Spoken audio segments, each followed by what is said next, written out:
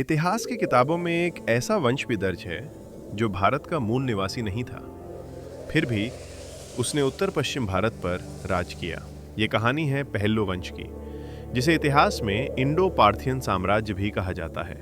पहली शताब्दी ईसा पूर्व में मध्य एशिया और ईरान के क्षेत्र में एक शक्तिशाली साम्राज्य था, पार्थियन साम्राज्य। इसी पार्थियन वंश की एक शाखा धीरे धीरे भारत की ओर बढ़ी। इतिहास में इन्हें कहा गया पहल्लू।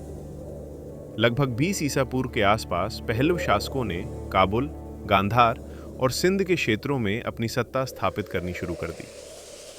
पहल्लव वंश का पहला प्रसिद्ध शासक माना जाता है वोनोनेस। उसका शासन लगभग 10 ईसा पूर्व से 10 ईस्वी के बीच माना जाता है। वोनोनेस ने उत्तर पश्चिम भारत में पहल्लव शक्ति की नींव रखी। उसके सिक्के आज भी इतिहासकारों को उसके शासन का प्रमाण देते हैं। पहल्लो वंश का सबसे प्रसिद्ध और शक्तिशाली शासक था गोंडोफेरेस। उसका शासन लगभग 20 ईस्वी से 46 ईस्वी तक रहा। यही वो समय था जब पहल्लो साम्राज्य अपने चरम पर पहुंचा। उसने शासन किया काबुल, गांधार, सिंध, पंजाब के कुछ हिस्से। इतिहास में उसकी पहचान उसके विशाल सिक्कों और शिलालेखों से मिलती है।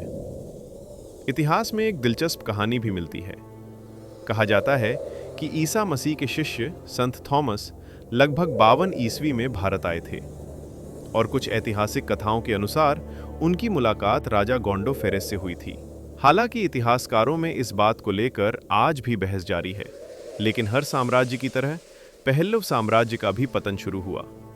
लगभग 60 ईस्वी के बाद मध्य एशिया से आने वाले एक नए शक्तिशाली समूह ने भारत में प्रवेश किया। ये थे कुषाण। कुषाणों ने धीरे धीरे पहल्लव क्षेत्रों पर कब्जा करना शुरू कर दिया।